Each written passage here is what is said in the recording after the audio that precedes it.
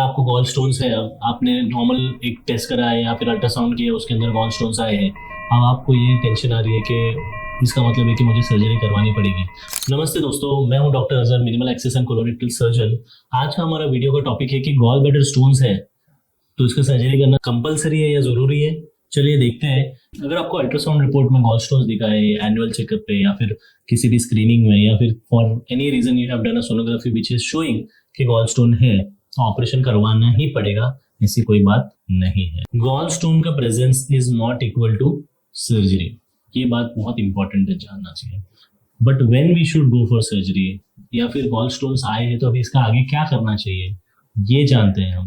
मेरे काफी सारे पेशेंट्स को ये क्वेश्चन रहता है कि गॉल स्टोन से अभी इसके आगे क्या। ये कॉमन मिथ है कि गॉल स्टोन आया है तो सर्जरी करना पड़ेगा या फिर हमें आयुर्वेदिक या फिर होम्योपैथिक या ऐसे और भी कई सारे मेडिकेशंस लेने पड़ेंगे जो गॉल स्टोन्स को गला देंगे, पचा देंगे। मेडिकल साइंस में और साइंटिफिकली स्पीकिंग किसी भी दवाई का, किसी भी आयुर्वेदिक, होम्योपैथिक या मॉडर्न मेडिसिन के या किसी भी दवाई का ऐसा कोई रोल नहीं आया है which can dissolve your gall stones. Gall stones are cholesterol stones and some other pigment stones या फिर sometime infective stones which can not be dissolve just by taking medication. तो दोस्तों ये वीडियो मैंने स्पेसिफिकली इसलिए बनाया है कि ये जो मिथ है, सब लोगों के अंदर एक गलत फहमी है कि गॉल स्टोन अगर आता है तो उसको ट्रीट करना कंपलसरी है, उस चीज के लिए ये वीडियो बनाया। ना तो आपको उसको ट्रीट करना कंपलसरी है, ना तो आपको उसको सर्जरी कराना, ना तो मेडिकेशन देना जरूरी है, अनटिल अनलेस गॉल स्टोन आपको पेन नहीं देता हो या फिर स्पेसिफिक क्राइटेरिया जो जिसके बारे में हम आगे बात करेंगे, when you should operate asymptomatic gall stone also. जैसे कि मैंने पहले वीडियो में आपने देखा रहेगा कि गॉल ब्लैडर के बारे में मैंने एक्सप्लेन किया है कि गॉल ब्लैडर एक छोटी सी पाउच होती है जो लिवर के नीचे होती है और उसका काम रहता है बाइल को स्टोर करना। अब बाइल लिवर में प्रोड्यूस होता है, वहां से गॉल ब्लैडर में आके स्टोर होता है। जब भी हम फूड खाते हैं तो गॉल ब्लैडर कंप्रेस होता है या पिचक जाता है, जिसकी वजह से बाइल हमारे इंटेस्टाइन में चला जाता है। कभी कभी स्टोरेज के बाद इस गॉल ब्लैडर के अंदर छोटे छोटे स्टोन्स हो जाते हैं। Most of the time 80% of the time they are cholesterol stones और इनको ही हम लोग बाइल स्टोन्स कहते हैं या फिर गॉल स्टोन्स कहते हैं। ब्लूम का text book of liver, gall bladder and pancreatic surgery reference standard text book है। ये बताती है कि ये जो स्टोन होते हैं 10 to 15% लोगों के अंदर होता है इन द एंटायर पॉपुलेशन, लेकिन सभी में इसके सिम्टम्स नहीं होते। इसे हम कहते हैं असिम्प्टोमेटिक गॉल स्टोन्स। अब there is one more association, international hepatopancreatic association, IHPBA, इनके गाइडलाइंस हैं। तो इनके गाइडलाइंस भी बहुत क्लियर कट बताते हैं कि अगर आपको गॉल स्टोन्स है लेकिन आपको कोई भी सिम्टम्स नहीं है, ना तो पेन है, ना ब्लोटिंग है, ना कोई फीवर आ रहा है, ना दर्द हो रहा है, अगर आपको ये सब चीजें नहीं है तो आपको गॉल स्टोन की सर्जरी करने की जरूरत नहीं है। डेफिनेटली एक साइज क्राइटेरिया है, उसके बारे में हम आगे बात करने वाले हैं। स्टोन का साइज अगर आपका 1.5 से ज्यादा है, 1 to 1.5, again there is no fix criteria for the size, but generally speaking 1.5 centimetre से ज्यादा अगर स्टोन्स होते हैं तो ये कंसिडर करना चाहिए कि सर्जरी के चांसेस बहुत ज्यादा है। लेकिन आपके स्टोन्स अगर 1 सेंटीमीटर से कम है और कोई सिम्टम नहीं है तो मोस्ट ऑफ द टाइम आपको सर्जरी की जरूरत नहीं पड़ेगी until unless there are symptoms.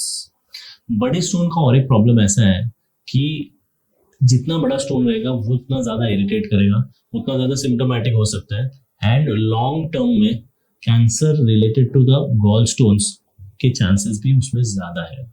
इसलिए definitely speaking more than 2 centimetre का जो स्टोन होगा उसमें सर्जरी की जरूरत पड़ेगी, even if they are asymptomatic stones.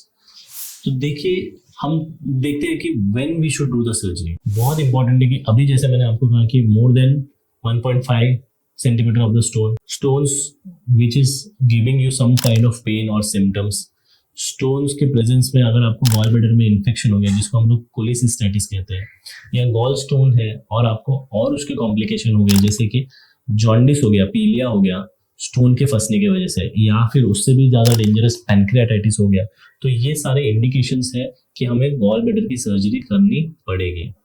और एक बहुत इंपॉर्टेंट चीज यहाँ पे है कि डायबिटिक्स जो है, जैसे जैसे डायबिटिक्स बढ़ते जाते हैं उनके अंदर गॉल स्टोन के सिम्टम्स काफी कम दिखते हैं, लेकिन जब वो आते हैं symptoms and they are very dramatic and ज्यादा इन्फेक्शियस। सो डायबिटिक्स में there is a grey zone where we advise surgery in uncomplicated states for a stone which is more than 1 centimetre. या फिर ऐसा इंसान जिसके अंदर कोई सिम्टम नहीं लेकिन जिसके स्टोन्स बहुत ज्यादा बड़े हैं, उनमें भी हमें ये सर्जरी करवाना बहुत जरूरी है।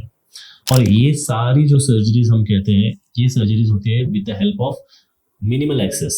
मिनिमल एक्सेस के अंदर हम लोग लैप्रोस्कोपिक या रोबोटिक सर्जरी का इस्तेमाल कर सकते हैं। In expert hands minimal access surgeries is 99% safe. अगर आपको अल्ट्रासाउंड में गॉल स्टोन मिले हैं तो आपको पैनिक होने की कोई भी जरूरत नहीं है। अगर आपको पेन नहीं है, किसी भी प्रकार का सिम्टम नहीं है, खाना खाने के बाद कोई ब्लोटिंग नहीं है या पेन नहीं है, वॉमिटिंग नहीं है, तो आपको इस गॉल स्टोन से जरने की कोई जरूरत नहीं है। लेकिन हाँ, अगर आपके स्टोन्स बहुत बड़े हैं, 1.5 सेंटीमीटर से ऊपर है, या 3 या 4 स्टोन्स है जो ज्यादा नंबर में है, या फिर बहुत सारा स्लज है, तो इन केसेस में आप एक डॉक्टर की सलाह या सर्जन की सलाह ले सकते हैं। अगर आपको सिर्फ लेस देन 1 सेंटीमीटर या लेस देन 1.5 सेंटीमीटर का एक सिंगल स्टोन है विदाउट एनी सिम्टम्स, देन आप फॉलोअप सोनोग्राफीज भी कर सकते हैं। फॉलोअप सोनोग्राफीज में हमें उसका साइज कॉन्स्टेंटली पता चलता है। तो ये सोनोग्राफीज आप जब सिम्टम हो तब कर सकते हो, या फिर साल में एक बार भी आप करवा सकते हो, to look at the size of the gall stones. Gall stones का मतलब हमेशा ऑपरेशन ही नहीं होता, हर पेशेंट यूनिक होता है। गलत डिसीजन से बचिए। सिर्फ गूगल करके आप अपने सिम्टम्स या फिर गूगल करके आप अपना ट्रीटमेंट डिसाइड मत कीजिए। हम जैसे एक्सपर्ट जिन्होंने बहुत सालों तक मेडिकल साइंस की पढ़ाई की है और प्रैक्टिकली हम प्रैक्टिस कर रहे हैं मेडिसिन, प्लीज हमारी सलाह ले लीजिए, साइंटिफिक गाइडलाइंस को फॉलो कर लीजिए एंड सही ट्रीटमेंट चूज कीजिए। अगर आप या आपके किसी रिलेटिव को गॉल स्टोन्स का डायग्नोसिस हुआ है, या फिर आपके किसी फ्रेंड को गॉल स्टोन या गॉल ब्लैडर सर्जरी सजेस्ट की हुई है, तो kindly share this video with them, and there are so many myths which are there around gallbladder। मेरी कोशिश ये है कि गॉल स्टोन और उसके रिलेटेड जो भी मिथ्स है उनको मैं डिबंक करूं और जितने ज़्यादा से ज़्यादा लोगों को हेल्प कर सकता हूँ हेल्प करूं। Thank you so much for the attention.